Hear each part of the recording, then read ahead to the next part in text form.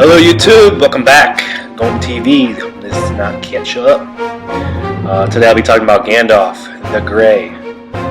I think it would have been really awesome if they would have had a Gandalf the White. I wish they did skins or something.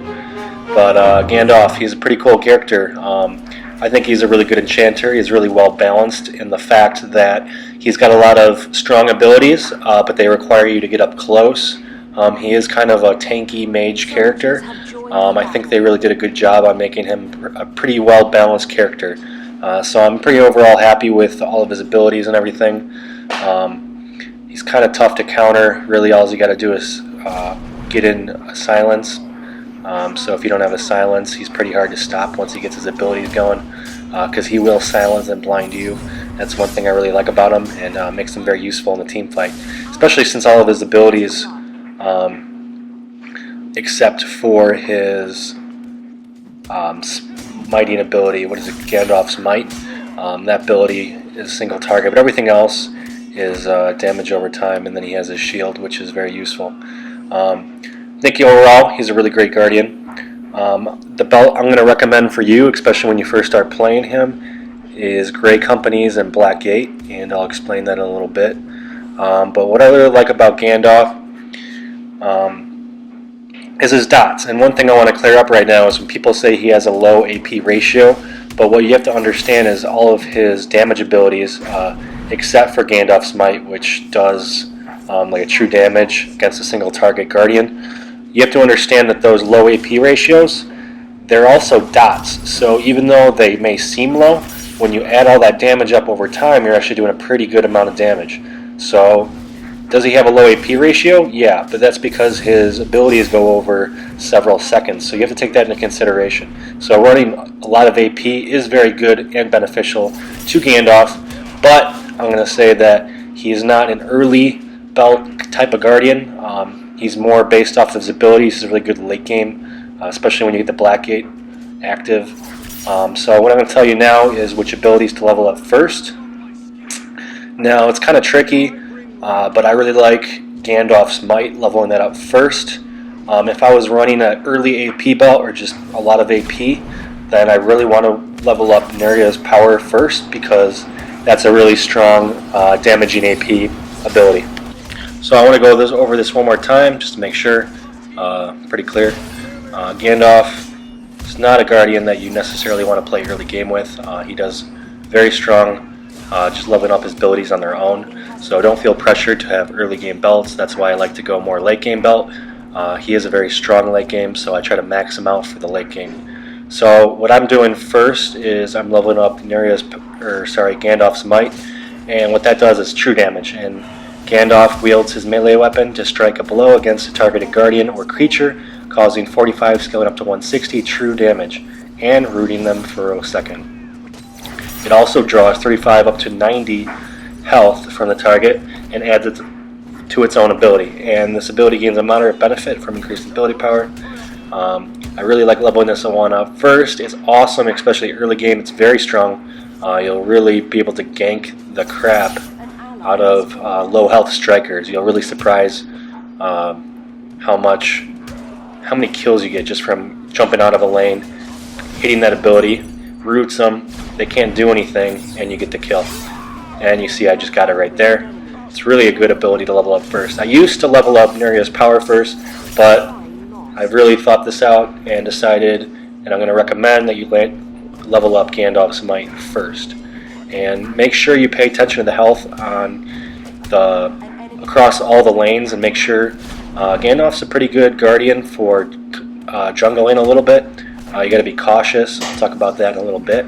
But the second ability I'd like to level up, that's going to be Nargas Power. And I'm going to also consider leveling up your shield second, but that really just depends on how competitive your match is, and you just got to read the situation. But I always like going damage. Really doesn't benefit you too much to just turtle up. So level up Nargas Power second, and that's going to give you a nice blind against enemies. So it's very effective against any melee Guardians. It's not going to prevent them from doing abilities, but it will prevent them from doing damage to you. with their basic attacks, and that's very useful, so keep that in mind when you use it too. So don't just go and spam it all the time. Also try to read the situation the more you start playing with Gandalf. So what Narga's Power does is Gandalf calls upon the power of the Ring of Narya to blind enemies within close range for a second and a half up into about 2.5 seconds, which is a long time, preventing their basic attacks from doing damage. Enemies within close range are also stuck with 15 up into 51 ability damage per second for 4 seconds. And Gandalf does benefit pretty well from improved resistance to all damage types for 4 seconds, so that's very good. This ability also gains minor benefit from ability power. One thing that is a good ability to start off with, I like to pull my shield up first, because if you get rooted or knocked up and all the enemy guardians start targeting you, you're going to go down quick because you do not have a lot of health. So I pop up the shield first. Narga's Power is a really good one to get off second because of that increased ability resistance and damage resistance, because you do have to get up close to use Gandalf's abilities effectively. Really, it's very important. So going back to a shield, which I would also consider leveling up second, it really depends, like I said, on the situation, but it's called Flame of Anor. Gandalf surrounds himself with a protective shield that, upon creation, reveals all units within long range for 6 seconds and guards Gandalf with a shield that absorbs 80 up to 400 damage for 6 seconds. And this ability has a really high AP ratio, so if you do run a good amount of ability power, you really stack onto that shield that already absorbs 400 damage. But what I really want you to focus on when you use this ability early game, before you really start leveling it up, is make sure that you use it for the fact that it reveals enemies, because Gandalf does not have the tool set to be able to get out if he is slowed or stunned. The only thing he can do is try to silence you, blind you, so you can't do damage, but that only lasts for about 2 seconds, 2.5. So you really need to pay attention. I always pop that ability when I'm running into bushes. It has a very large distance, and it really helps you later on in the game to prevent your team from getting ganked by another squad of your enemies. Now, Fireworks is Gandalf's ultimate, and what it does is Gandalf invokes a grand display of powerful fireworks, afflicting all enemies within medium range with 22 up into 54 ability damage per second over 6 seconds. They also silence all afflicted guardians, preventing them from using abilities for 1.6 seconds up in 2.5. And this ability gains a minor benefit from increased ability power. What you have to keep in mind with this ability is when you pop fireworks, like I just did right there, you got to get the enemies inside of the circle. When you hit the ability off, then they will be silenced. Just because that the ability sits there for 6 seconds doesn't mean that when guardians walk into like say the center of your fireworks, that they'll get silenced. They won't. They'll just take burn damage. So it's very important to remember that when you hit that ability, that you get enemy guardians, as many as you can, within the radius. Now, Fireworks is really good ability. It's one of the first I try to hit when I play later on in the group fights. Because of the silence is so long, 2.5 seconds, that's really huge to prevent anybody from casting any abilities, which is usually what you want to do when you get into the thick of a team fight. So what I usually do with Gandalf is I pop my shield always first, and depending on the situation, I will do Fireworks first, and then you use Gandalf's Might to root them inside of the fireworks, and then you do Narga's Power to do additional burn damage. And the reason for that is because you want to keep the enemy inside of your fireworks as long as you can. Especially you want to get that ability off when you're up base to base, but you got to keep in mind the Guardian that you're up against. You definitely don't want to be right up to a melee striker without knowing how you're going to really approach the fight. So to get the best benefit is you have your fireworks with the burn damage because they can walk out of it. You want them in there as long as you can, and that's why you use the Gandalf's Might second for that root, so it keeps him there an extra second, takes him longer to get out of there. And then Nargas Power continues to burn the enemy, no matter what, if you get it off on an enemy Guardian. So that's why you do that ability last. Now, as far as loadouts go, what I have right now is Gray's Company, and I do that because it has a nice balance of ability power and health. I think it's really good for newer players. This isn't the final, I'd say, most competitive Gandalf belt there is. There's other ones I prefer, and I'll mention that. But this is a really solid belt because you get the full benefit at level 8. And Gandalf, he doesn't really benefit too much by ability power, leveling up his abilities early game. It's more by just leveling up the abilities themselves. He's more of a late game player. I'm not saying that he doesn't have a good AP ratio, because he does have dots.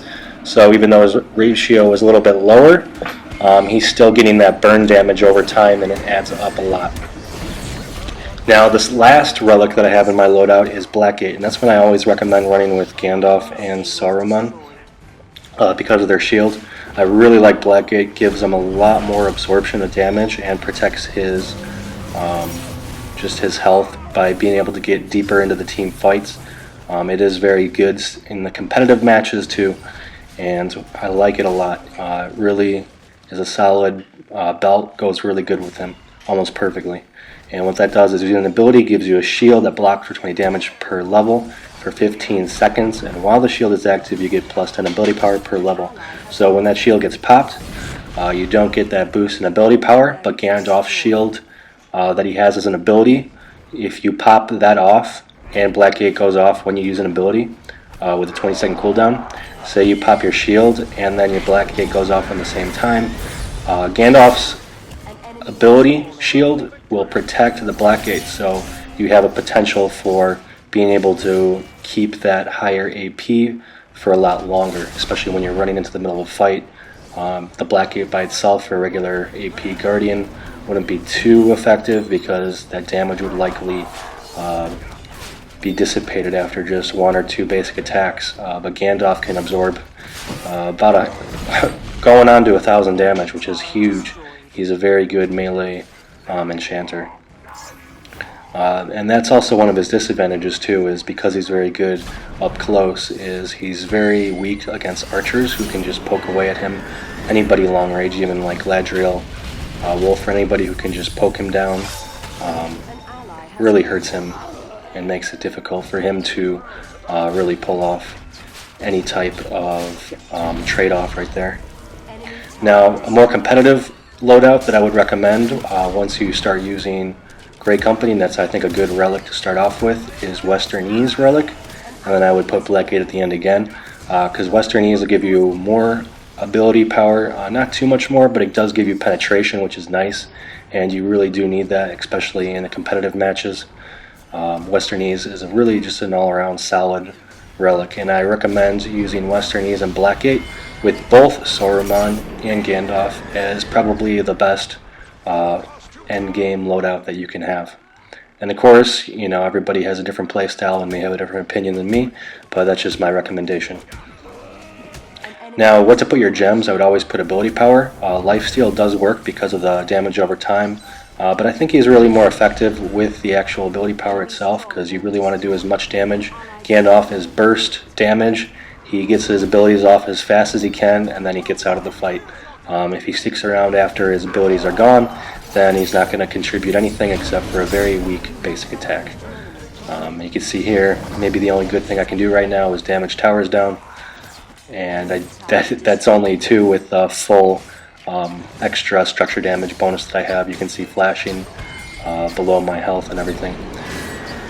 So other than that, once you get your abilities off, you get out of there, get behind your enemy teammates. They should be taking the damage. You did your job by putting the dots on, and that's all you needed to do. Now I'll have a more in-depth look at Gandalf. This will not be the last video.